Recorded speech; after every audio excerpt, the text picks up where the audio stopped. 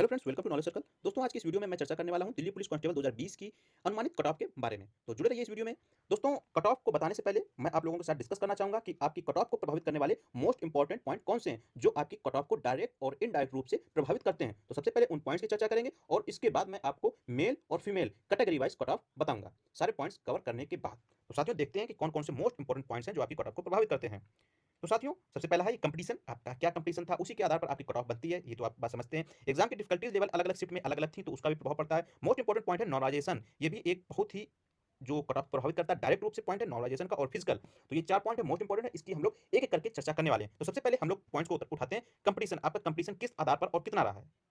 दोस्तों, जो दिल्ली पुलिस 2020 की कांस्टेबल की भर्ती थी, उसमें वैकेंसी की संख्या थी 5846। आप लोग अपनी स्क्रीन पर देख सकते हैं। टोटल पद थे 5846 और इन पद के लिए जो टोटल फॉर्म आए थे इस भर्ती में, उनकी संख्या थी 29 लाख। यानी स्टार्टिंग में काफी ज्यादा कंपटीशन इस भर्ती में देखा गया था, लेकिन जब एग्जाम स्टार्ट हुआ तो उस समय लगभग 30% ऐसे कैंडिडेट थे जिन्होंने एग्जाम को छोड़ा। तो टोटल जो प्रेजेंट थे 70%, और अगर हम लोग फिगर में बात करें तो 20 लाख लोगों ने इस एग्जाम को दिया है अभी तक। तो दोस्तों, अगर हम लोग बात करें तो टोटल जो कंपटीशन रहा है 20 लाख कैंडिडेट में कंपटीशन देखने को मिला है। और दोस्तों, यहाँ पर आप लोगों को पता ही होगा, फिजिकल के लिए 12 गुना कैंडिडेट बुलाए जाएंगे। यानी अगर हम लोग बात करें फिजिकल के लिए, वैकेंसी से 5846 से गुणा करें 52 का, सॉरी 12 का, तो यहाँ पर 17,152 कैंडिडेट को फिजिकल के लिए बुलाया जाएगा। तो दोस्तों, इस स्थिति में कंपटीशन थोड़ा सा कम होता हुआ नजर आता है। फाइनल सिलेक्शन तो हमारा 5846 होगा, लेकिन फिजिकल के लिए यहाँ पर कैंडिडेट बुलाए जाएंगे 17,152 कैंडिडेट फिजिकल के लिए बुलाए जाएंगे। और अगर हम लोग पर सीट कंपटीशन करें तो टोटल 20 लाख जितने अटेम्प्ट स्टूडेंट थे, उनका भाग देंगे 70,000 से, तो 28 सीट, सॉरी दोस्तों, 28 कैंडिडेट्स पर एक सीट का कंपटीशन है। ये फिजिकल की स्थिति बता रहे हैं। ठीक है साथियों, फिजिकल के लिए 28 स्टूडेंट एक सीट के लिए कंपटीशन करेंगे। तो इस स्थिति में यहाँ पर कंपटीशन थोड़ा सा कम देखने को मिल रहा है, लेकिन दोस्तों इतना भी कम नहीं है, क्योंकि ये फाइनल सिलेक्शन की बात मैं नहीं कर रहा हूँ। मैं सिर्फ फिजिकल की कट ऑफ की बात कर रहा हूँ। फाइनल मेरिट की अभी तक मैंने आपसे बात नहीं की है। दोस्तों, नेक्स्ट पॉइंट है एग्जाम डिफिकल्टीज का। तो दोस्तों, इस एग्जाम में बहुत सारी शिफ्ट्स में एग्जाम्स हुए हैं, और कुछ शिफ्ट ऐसी थी जिसमें कि इजी क्वेश्चन थे, इजी टू मॉडरेट थे, और कुछ शिफ्ट ऐसी थी जिसमें पूरा पूरा पेपर मॉडरेट था, और कुछ शिफ्ट ऐसी भी थी जिसमें मॉडरेट टू हाई लेवल के भी क्वेश्चन पूछे गए थे। हाई लेवल के तो मैं नहीं कहूंगा पर्सनली, क्योंकि वो जो आपके जो हार्ड क्वेश्चन थे वो टाइम टेकिंग वाले क्वेश्चन थे, जिसमें ज्यादा टाइम लग रहा था। मैथ्स के ऐसे बहुत से क्वेश्चन थे, और आपके रीजनिंग के भी कुछ क्वेश्चन ऐसे आए थे कई कई शिफ्ट्स में, और कई सारी शिफ्ट्स में एग्जाम में जो पेपर का लेवल था बेहद ही आसान था। तो ये सारा कुछ डिसाइड होगा नॉर्मलाइजेशन से। और जो प्रेजेंट कैंडिडेट थे मैंने आपको बता दिया, 70% के करीब प्रेजेंट।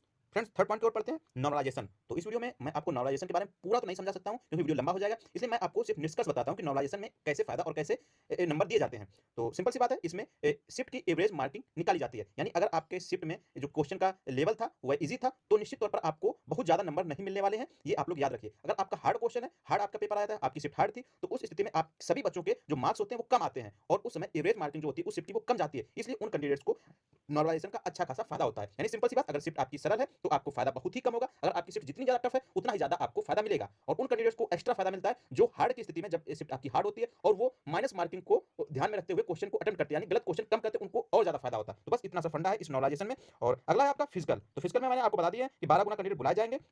तो ये तो स्थिति हो गई चारों पॉइंट के। अब लोग बात करते हैं कैटेगरी वाइज आपकी कट ऑफ क्या रहने वाली है। तो दोस्तों, मेल कैंडिडेट की अगर हम लोग बात करें तो यहाँ पर हमने दे रखा है कि मेल का जो जनरल कैंडिडेट है उसके 65 से 71 नंबर आने चाहिए। ये हमने ये बीच का नंबर नहीं निकाला। अगर आपकी शिफ्ट हार्ड थी तो आपके 55 में सेलेक्ट, अगर आपकी फ्रेंड्स, अगर आपकी शिफ्ट हार्ड थी, आपके अनुसार अगर हार्ड थी और आंसर की के अनुसार आपके 65 नंबर आ रहे हैं, तो आपका सिलेक्शन फिजिकल के लिए तो 100% श्योर है। अगर आपका इजी है, अगर आपकी शिफ्ट इजी हुई है, और तब आपको जनरल कैटेगरी में आपको 71 या 70 प्लस आपको नंबर लाने ही होंगे। इसमें दोस्तों काफी ज्यादा आपको अंतर नहीं देखना पड़ेगा। अनुमानित और जो फाइनल कट ऑफ आएगी 2 से 3 नंबर को आपको अंतर देखने को मिल सकता है। अगर 2-3 नंबर ऊपर नीचे तो आप फिजिकल के लिए अभी से एप्लीकेबल है। दोस्तों, ओबीसी की बात करें, अगर आपके शिफ्ट आपके अनुसार इजी हुई है तो 64 में आपका सिलेक्शन है। अगर आप, सॉरी दोस्तों, अगर आपकी हार्ड हुई है तो 64, अगर आपकी इजी हुई है तो 68। एससी की अगर हम लोग बात करें तो आपकी हार्ड शिफ्ट में आपका पेपर था तो 60, और आपकी अगर इजी तो 65। इसी तरीके से एसटी में हार्ड 58, इजी 61।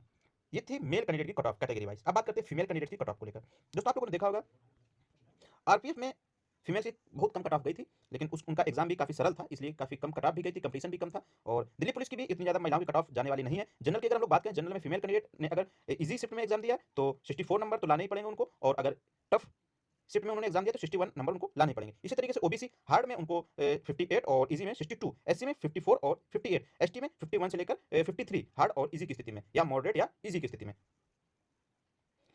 फ्रेंड्स, आज का ये वीडियो यहीं समाप्त होता है। अगर आप लोगों को ये वीडियो अच्छा लगा तो लाइक करिए, चैनल को सब्सक्राइब करिए। ऐसे ही किसी अगले वीडियो में आप मिलेंगे, तब तक के लिए इजाजत दीजिए। Thanks for watching this video.